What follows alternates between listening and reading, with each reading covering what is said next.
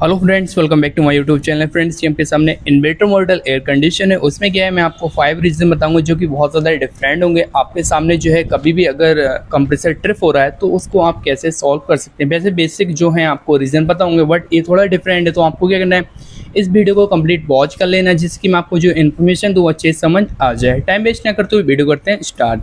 तो reason number 1 है, आपका कंप्रेसर कभी घूं की आवाज़ करता है और 2 मिनट चलता है या 3 मिनट चलता है, उसके बाद जो है तुरंत ही बंद हो जाता है। तो उस कंडीशन में क्या होता है, वहाँ पे क्या फॉल्ट रहता है।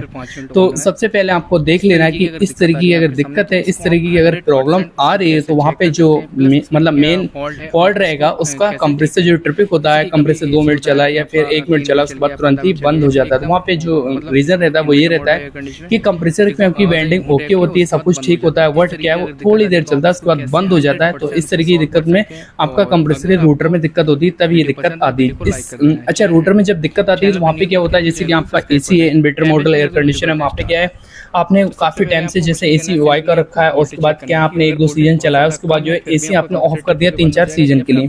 तो इस कंडीशन में क्या हो रहा है, इन्वर्टर मॉडल एयर कंडीशन में वैसे वायरिंग कभी भी बहुत ना के बराबर खराब होती है, बट उसके रूटर में ज़्यादा दिक्कत आ रही है कि कंप्रेसर के अंदर का जो रूटर है वो खराब हो जाता है। आपको चेक करना है कि इस तरीके की दिक्कत आ रही है। तो कभी भी आपके सामने भी अगर ये फॉल्ट आ रहा है, आपका कंप्रेसर घूं की आवाज़ कर रहा है या फिर ऑन ही नहीं हो रहा है या फिर 1 मिनट चल रहा है, तो इस कंडीशन में क्या होता है, ज़्यादातर मोस्टली इसका रूटर खराब होता है। तो रीजन नंबर जो 1 है वो यही है, आप भी इस तरीके से चेकिंग कर लें, टेस्टिंग कर लें, ठीक है।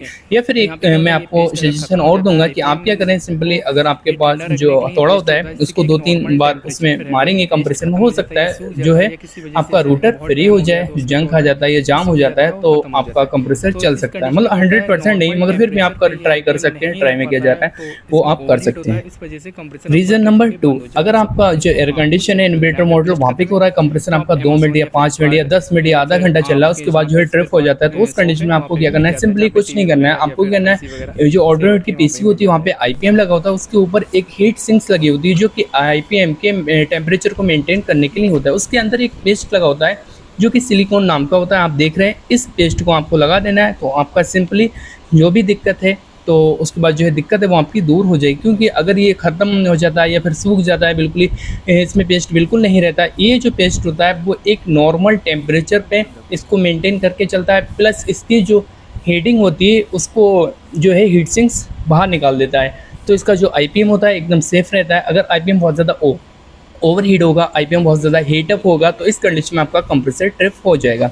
तो आपको क्या करना है, सिंपली कुछ नहीं करना है, सिलिकॉन नाम का जो पेस्ट होता है वो आप अमेज़ॉन या फिर कहीं भी स्पेयर पार्ट पे मिल जाएगा, जहाँ पे भी आप सामान लेते हैं, जैसे कि आप पीसीबी का जहाँ सामान लेते हैं वहाँ मिल जाता है इजीली, तो आप वहाँ से बाय कर सकते हैं। वरना अमेज़ॉन पे है, इसकी जो लिंक भी मैं आपको डिस्क्रिप्शन में दे दूँगा, आप वहाँ से जाके बाय कर सकते हैं। तो रीज़न नंबर जो 2 है वो मैंने आपको एक्सप्लेन कर दिया। अब रीज़न नंबर 3 की बात करते हैं।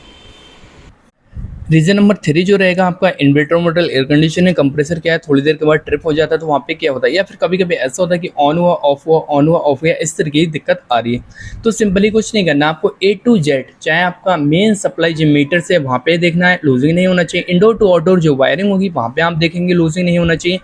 आपके जो कनेक्शन होंगे इंडोर पे जो कनेक्टर लगा होता है वहाँ पे आपको देखना है कि लूजिंग नहीं होना चाहिए। अदरवाइज़ आपने अगर बहुत ज़्यादा लंबी वायर आपने अटैच की है, पाइपिंग काफ़ी लंबी है, 30-35 फीट है या 40 फीट है, 50 फीट है, तो वहाँ पे आपको देख लेना कि जॉइंट तो नहीं है बीच में। अगर कार्बन आ जाता है तो उस कंडीशन में क्या होता है, थोड़ी देर चलता है फिर ऑफ हो जाता है। इस तरीके की दिक्कत आ रही है। मेन जो आपका है, लूजिंग नहीं होना चाहिए कहीं पर। और आपके जो कनेक्टर होते हैं UBW जो आपके कंप्रेसर में लगे होते हैं, यहाँ पर भी लूजिंग बिल्कुल नहीं होना चाहिए। पीसीबी के जो जैक होते हैं ऑल्टर यूनिट की, इंडोर यूनिट की, वो भी सारे जैक एकदम प्रॉपर तरीके से अटैच होना चाहिए। अगर वहाँ पे कहीं भी लूजिंग होगी या फिर आपका कार्बन होगा, तब कंप्रेसर ऑन होगा ऑफ होगा, ये दिक्कत आएगी।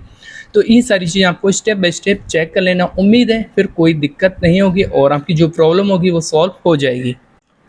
रीज़न नंबर 4, अगर आपका एसी जो है, आपका ऑर्डिनेट जो है आपका बिल्कुल ही वॉल से सटका के लगा है या फिर उसकी जो है हीटिंग ऑट नहीं हो पा रही है, तो उस चीज़ को आपको देख लेना है कि आपका जो ऑर्डिनेट जहाँ पे रखा है या फिर इंडोर यूनिट जो है आपका जहाँ पे है, तो कभी कभी ऐसा होता है बिल्कुल सटका के जो है रूफ से बिल्कुल लगा देते हैं, वहाँ मतलब छत के बिल्कुल भी पास में लगा होता है इंडोर, तो वहाँ से क्या होता है ब्लोअर भी सक करता है। तो उस कंडीशन में क्या होता है, आपका जब तक एयर का सर्कुलेशन नहीं होगा, जैसे कि आपका ऑल्टरनेट लगाया आपने वॉल से बिल्कुल सटका के रख दिया, तो इस कंडीशन में क्या होगा, बहुत ज़्यादा हीटअप होगा, कंप्रेसर ट्रिप होकर बंद हो जाएगा। ये दिक्कत आएगी, हेड प्रेशर बहुत ज़्यादा बढ़ जाएगा और उसकी हीटिंग प्रॉपर ऑट नहीं होगी, तब ये दिक्कत आएगी। तो आपको सिंपली कुछ नहीं करना है, चाहे आपका इंडोर लगाओ या फिर आउटडोर लगाओ, तो आपको थोड़ा नीचे लगाना है जिससे कि आपका एकदम प्रॉपर तरीके से एयर का सर्कुलेशन बना रहे, ठीक है। मतलब बाहर से जो एयर को सक करता है वो चीज़ होनी चाहिए, चाहे इंडोर हो या फिर आपका आउटडोर हो। तो ये चीज़ आपको देख लेना है कि आपका वॉल के पास है या फिर अदरवाइज आपका कभी कभी ऐसा होता है सनलाइट जो है पूरा दिन जो है आउटडोर पे पड़ती है, तब भी वहाँ पे ये रीज़न रहता है कि आपका जो है आउटडोर जल्दी ट्रिप हो जाता है।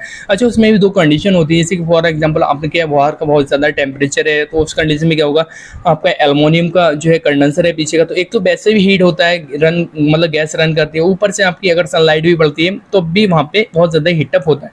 तो आपका वॉल से पास में रखा हो आउटडोर, तब भी आप थोड़ा दूर रखें। अदरवाइज अगर सनलाइट पूरा दिन पड़ रही है तो उसमें थोड़ा सा हम चेंजिंग करें कि जहाँ पे सनलाइट ना हो वहाँ पे आउटडोर यूनिट लगाएं, उसके बाद जो दिक्कत है वो 100% दूर हो जाएगी। क्योंकि अगर एल्युमिनियम का है तो बहुत ज़्यादा जल्दी ट्रिप हो जाता है आउटडोर यूनिट। अगर आपका जो उसका आउटडोर यूनिट का कंडेंसर जो है कॉपर का है तो फिलहाल चल जाता है, कोई इतनी दिक्कत नहीं आती है। मगर फिर भी मेरा जो है मानना है खुद का कि आप जो है ज़्यादातर ऐसा करें कि आप आउटडोर यूनिट जो है पूरा दिन अगर लाइट उस पर पड़ती है, सनलाइट जो है उस पर पड़ती है कि आउटडोर यूनिट पे, तो आप थोड़ा देख लें कि आप छाया में लगाएं कहीं या फिर आउटडोर यूनिट थोड़ा शिफ्ट कर दें। ये चीज़ आपको एहतियात रखनी है, उसके बाद जो दिक्कत है 100% दूर हो जाएगी। क्योंकि उसमें ज़्यादा कोई फॉल्ट नहीं होता है, बट यही होता है कि हीटिंग ऑड नहीं होगी या फिर उस पर हीटिंग प्रॉपर पड़ेगी जब सनलाइट की, तो वहाँ पे क्या होगा, ओवर हीट होगा और उसके बाद कंप्रेसर ट्रिप होकर बंद हो जाएगा। तो इस चीज़ का आपको एहतियात रखना है। रीज़न नंबर 5 वो तो फिलहाल आपको पता होगा, बट मैं फिर भी बता रहा हूँ आपको। रीज़न नंबर जो 5 होगा वो आपका ये होगा कि गैस अगर ओवर होती है इन्वर्टर मॉडल एयर कंडीशन में या फिर नॉन इन्वर्टर में, फिर भी आपका कंप्रेसर ट्रिप हो जाएगा। बट एक कंडीशन और है, इन्वर्टर मॉडल एयर कंडीशन में अगर गैस नहीं होगी फिर भी आपका कंप्रेसर थोड़ी देर चलेगा, ट्रिप होकर बंद हो जाएगा। उसका रीज़न ये होता है कि जैसे नॉन इन्वर्टर क्या है आपका वहाँ पे क्या है, रेफ्रिजरेंट नहीं है, फिर भी आपका कंटिन्यू चलता है। बट इन्वर्टर मॉडल ऐसा नहीं है, अगर गैस नहीं होगी तो वो कंप्रेसर ट्रिप होकर बंद हो जाएगा।